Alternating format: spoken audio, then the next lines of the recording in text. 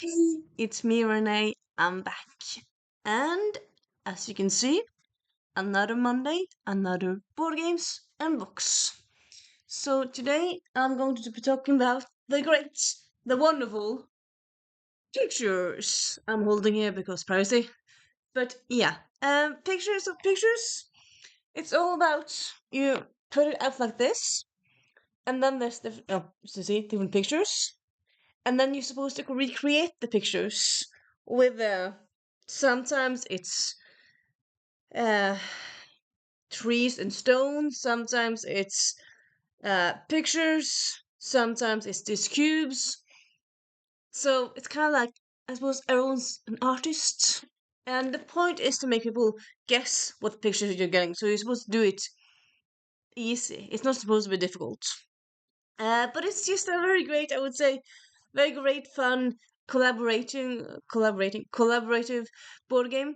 I love it.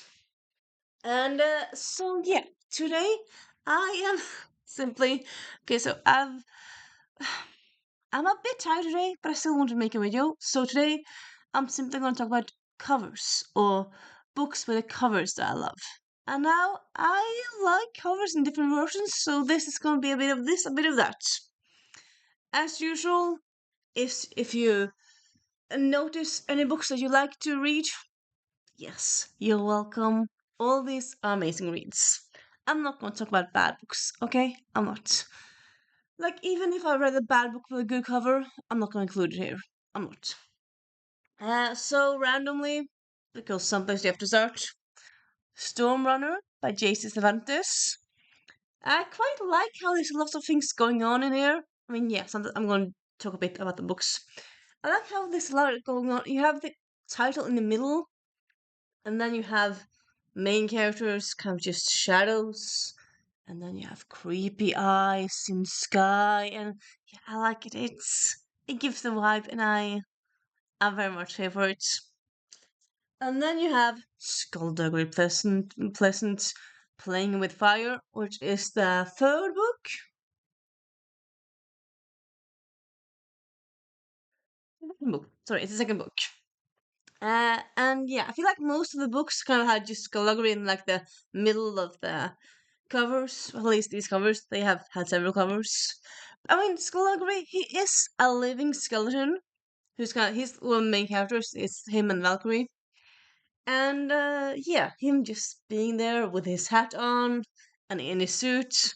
It's very fitting. I like it.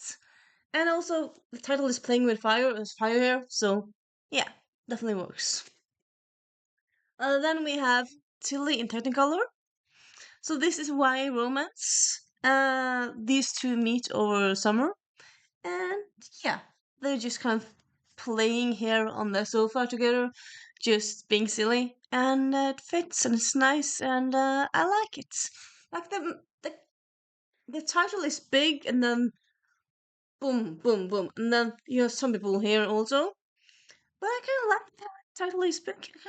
I like that. I like a lot of different series and covers. I really do. And then the Invisible Library, which again, the title is the main thing here. But you have like things around it. You have uh like a blurb, like a teasing here. One spy, one dangerous book, one deadly mission. Which just kind of makes you intrigued, doesn't it? And then you have like here the horse carriage, the characters. I like it. And then you have Invisibility by Andrew Kramer and David Leviathan. This, like you see, the title is kind of there. It's kind of straight up. It takes over the whole cover, but you also have the main characters in the back there, and you see Steven is a bit blurred. He's invisible. It's not a metaphor title. He's invisible, and I just, yeah, it's it's so fun. I like it a lot. I mean, yeah, it's just two people standing there. It's not a lot of things other than that are happening, but still, I like it. Sometimes a cover doesn't need all so many elements. Sometimes it's just nice with two elements, really: the title and the main characters. And then we have Fiancé Farce, Alexandra Belfer. It's just so. I love this cover. It's just two beautiful dresses. And then you have the beautifulness in the background. It's from when they first met at the wedding. And yeah, I like it. The title is there, but like the main thing is the couple. And then you have a blurb here. And yeah, such a nice cover. I love it. Then we have Soulless by Gail Carriger. So this I discovered this is one of my favorite series, and I discovered this series through just browsing in a bookstore 16 years ago now. Yeah, I think it has been 16 years ago actually. Time flies, but yeah, around 16 years ago. And I found this cover and it just intrigued me.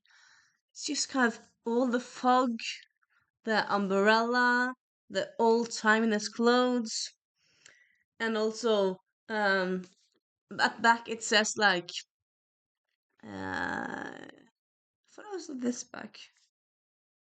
Yeah, it says on the front it says Austin and PG Wodehouse. Now I hadn't at that point read that much PG Wodehouse, but I did know about Austin, so I thought, that intrigues me.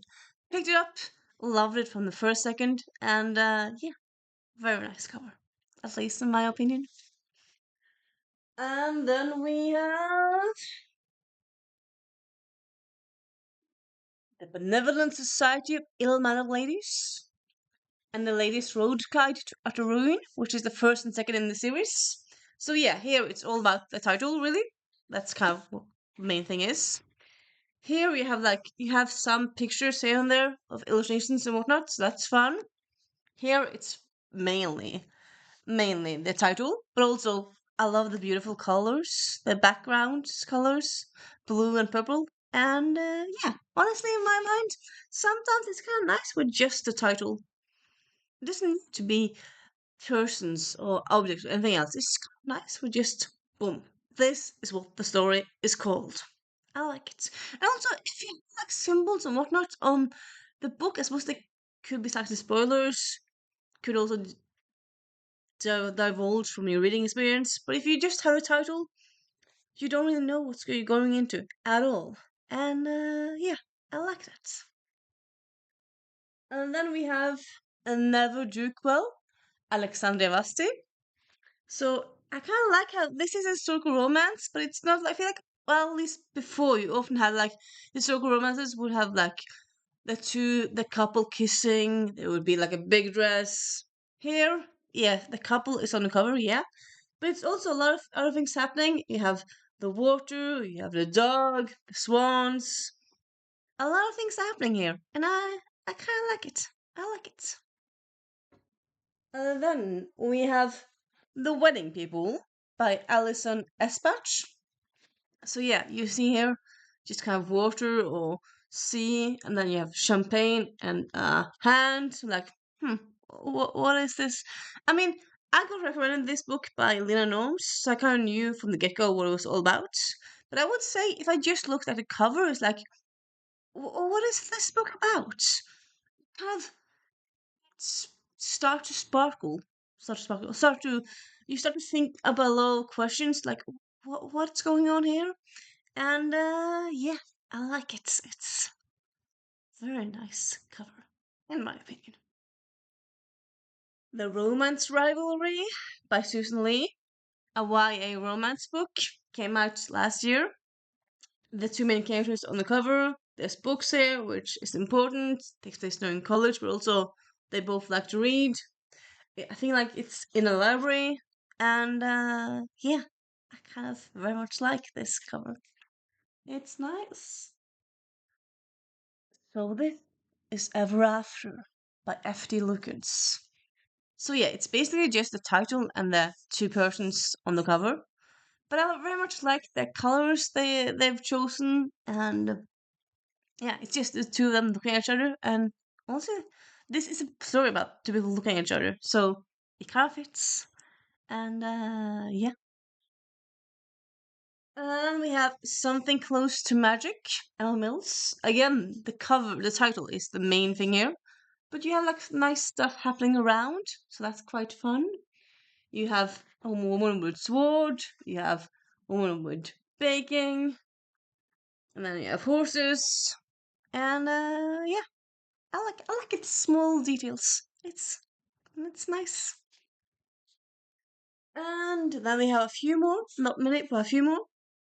A Hope Divided by Alyssa Cole. So you have here you have the title down. So it's kind of funny how I feel like often titles are everywhere or that the at top, right? The title is down. You have the main character there just looking at the reader, I suppose, looking at you. You have the sunlight coming in, uh, the the the plants, and yeah, I like it. Okay, to be frank, I don't love this cover, but I don't hate it. It's a nice cover. And then we have the Millicent Quib book. So yeah, I would say here, I suppose maybe it's kind of half and half, the title and then the cover or the picture. But you have the main characters, you have a sea serpent, and then you have a house, and yeah, kind of gives you the cool, intriguing vibes. Something's going on here. What? We don't know, but we have to read because of this cover. So, yeah. And then this one, The Big Crush of Ginny Lowe. And I just like how this one doesn't have any characters at all on it. It's just gives vibes. It feels mystical. Well, I suppose you see the Golden Gate Bridge there, but other than that, it kind of looks old style Chinese, which works with the story. And yeah, love, love it. And that's my video for today, combining board games and books recommendations. If you read any of these, talk to me. If you've done the board game, talk to me. Or if you just want to say something about the books, you can do that as well. And I'll see you soon. Bye.